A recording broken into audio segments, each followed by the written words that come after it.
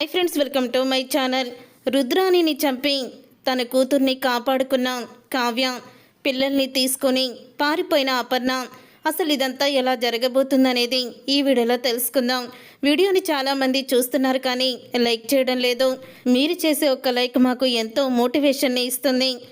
బ్రహ్మముడిలో ఏం జరగబోతుందో ముందుగానే మీరు కూడా తెలుసుకోవచ్చు. రాజ్ అయితే రాహుల్ని షూట్ చేస్తాడు. దాంతో ఇక కారులో ఉన్న రేఖ షాక్ అయిపోతూ ఉంటుంది.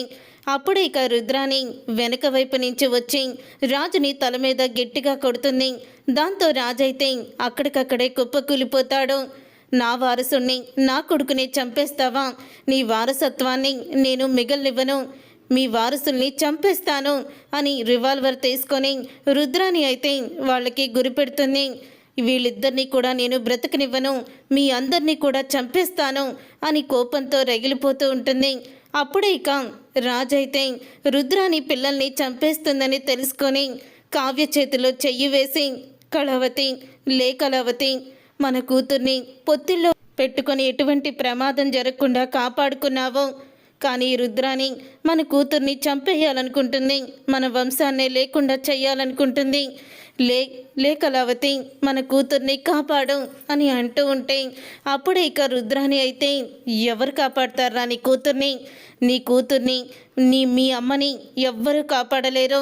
నా కొడుకుని చంపేస్తావా? నిన్ను, నీ వంశాన్ని లేకుండా చేస్తాన్రా. ఇన్ని రోజులు ఈ రోజు కోసమే ఎదురు చూస్తున్నాను అని అంటూ ఉంటే, రుద్రాని, డబ్బు కోసం ఇంత దారుణం చేస్తావా? వీళ్ళందరినీ ఇంత దారుణంగా చంపేస్తావా? నువ్వు అసలు మనిషివేనా? నీ కొడుకు పోతే నీకింత బాధ అనిపిస్తుంది, మరి ఇంతమంది అయిన వాళ్ళని కోల్పోయాము, ఇంత కూడా నీకు జాలి అనిపించడం లేదా?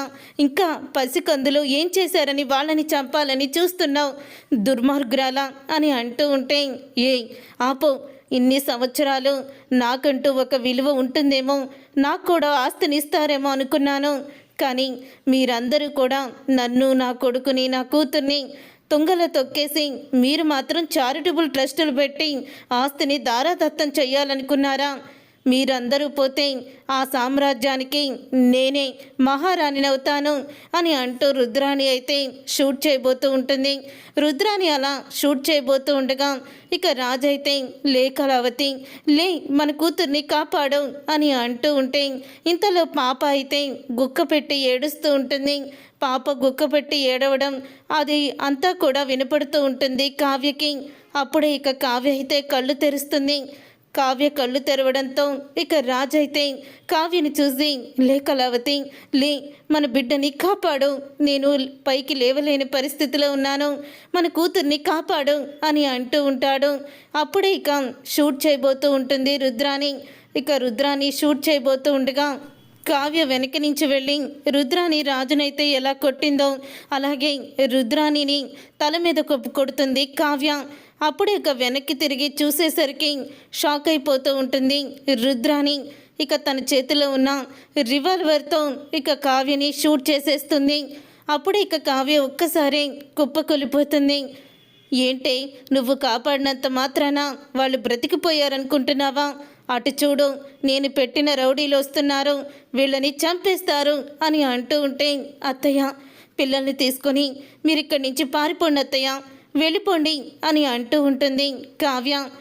అది కాదు కావ్య, మీ అందరినీ వదిలేసి వెళ్ళిపోండి అత్తయ్య, ఈ దుర్మార్గురాలు పిల్లల్ని బ్రతకనివ్వదు, వెళ్ళిపోండి ఇక్కడి నుంచి, నా పిల్లలు బ్రతకాలి, వెళ్ళండి అత్తయ్య, మీకు దండం పెడతాను, వెళ్ళండి అని ఏడుస్తూ కావ్య అయితే చెప్తుంది. అప్పుడు ఇక రుద్రాని ఇక అక్కడికక్కడే చనిపోతుంది. ఇంతలో ఇక రౌడీలు అయితే, రేయ్, అదిగోరా, అది పిల్లల్ని తీసుకొని పారిపోతుంది అని అంటూ ఉంటే ఇక రౌడీలు వెనకాలే పరిగెత్తుతూ వెళ్తారు. అప్పుడే ఇక కావ్య ఇక ఏడుస్తూ అమ్మవారి దగ్గరికి వచ్చి, అమ్మ, నా కూతుర్ని నువ్వే కాపాడుతావు తల్లి, వాళ్ళకి దొరనీయకుండా చెయ్యమ్మా, నా కుటుంబాన్ని అన్యాయంగా రుద్రాని చంపేసింది, నీ కళ్ళ ముందే మంచి సమాధైపోతుంది, కనీసం నా పిల్లలనైనా కాపాడి కొంచెం అన్నా మంచితనం ఉందని నిరూపించు తల్లి, నువ్వు ఉన్నావని నిరూపించు అని అంటూ కావ్య అయితే ఇక అమ్మవారి దగ్గరే వెళ్ళి అక్కడే ఇక కన్ను మూస్తుంది. రాజు కూడా తలకి గట్టిగా దెబ్బ తగలడంతో తను కూడా చనిపోతాడు. ఇంతలో ఇక రేఖ అయితే ఈ కావ్య కూతురు బ్రతికుండడానికి వీల్లేదు. మా అమ్మని మా అన్నయ్యని చంపిన వీళ్ళిద్దరి కూతురు బతకడానికి వీల్లేదు అని అంటూ ఇక వెనకాలే కారులో రేఖ కూడా అపర్ణని ఫాలో అయితే వెళ్తుంది.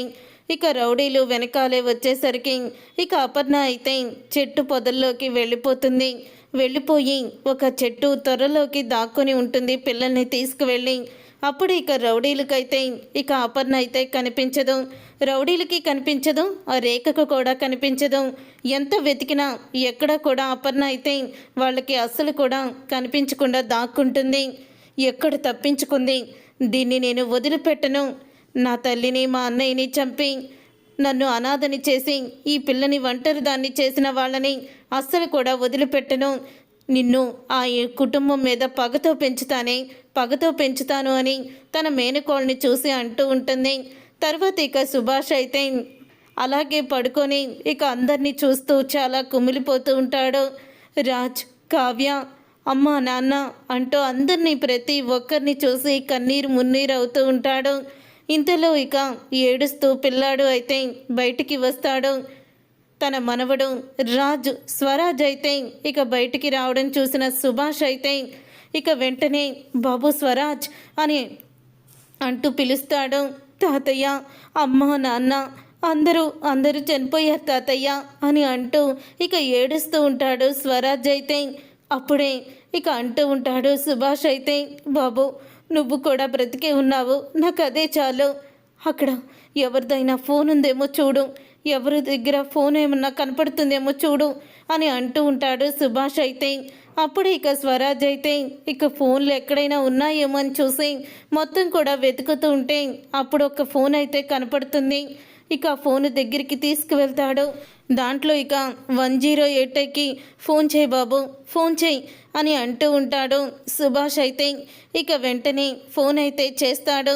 అలా సుభాష్ చెప్పిన నెంబర్లకి ఫోన్ చేయడంతో కొంచెం సేపటికి అక్కడికి అంబులెన్సు, పోలీస్ వాళ్ళైతే వస్తారు. అక్కడ జరిగిన దారుణాన్ని చూసి అందరూ కూడా షాక్ అయిపోతూ ఉంటారు.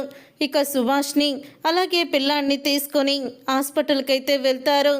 ఇక ఉదయం అవుతుంది. ఇక అపర్ణ ఇక పిల్లలిద్దరిని తీసుకొని అలా నడుచుకుంటూ అడవిలోకి వెళ్తూ ఉంటే అక్కడే ఒక పెద్దావిడైతే కనిపిస్తుంది అపర్ణకి. ఎవరమ్మా నువ్వు? ఇద్దరు పిల్లల్ని ఇలా ఎత్తుకొని ఏదో ప్రమాదం జరిగినట్టుంది, ఏమైందమ్మా అని అంటూ ఉంటే నా కుటుంబం అందరూ ప్రమాదంలో చనిపోయారు. నా మనవళ్ళు ఇద్దరితోనే నేను బ్రతికాను. వీళ్ళిద్దరూ నా మనవరాళ్ళే అని అంటూ ఉంటే రామ్మా ముందు లోపలికి రా, ఏదైనా తాగుదు కానీ అని అంటూ అపర్ణని లోపలికైతే తీసుకువెళ్తుంది. తర్వాత మినిస్టర్కి ఈ విషయం తెలుసుకొని హాస్పిటల్కి అయితే వస్తాడు. మొత్తం అందరినీ కూడా చూసి మినిస్టర్ కన్నీరు మున్నీరవుతాడు. ఇక సుభాష్ దగ్గరికి వెళ్ళి ఇలా జరిగిందేంటి సుభాష్ గారు అని అంటూ ఉంటే నేను లేవలేని పరిస్థితిలో ఉన్నాను మినిస్టర్ గారు, దీనంతటికీ కారణం రుద్రానియే నా కుటుంబాన్ని పొట్టన పెట్టుకుంది అని అంటూ ఏడుస్తాడు సుభాష్ అయితే.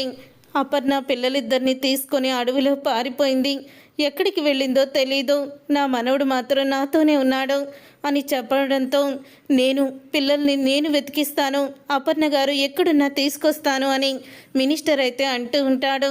రాబోయే ఎపిసోడ్లో అసలు ఏం జరగబోతుంది? మళ్ళీ సుభాష్ అపర్ణని కలుస్తాడా? పిల్లల్ని కలుస్తాడా? పిల్లలు పెద్దవాళ్ళయ్యాక ఎలా ఉంటారో, ఏం చేయబోతున్నారు అనేది రాబోయే కథలో తెలుసుకుందాం. ఈ వీడియో మీకు నచ్చితే తప్పకుండా లైక్ చేసి ఛానల్ని సబ్స్క్రైబ్ చేసుకొని పక్కనే ఉన్న గంట సింబల్పై ఆల్ని క్లిక్ చేయండి. అప్పుడే మేము పెట్టే ప్రతి వీడియో మీరు మిస్ కాకుండా చూసేవచ్చు.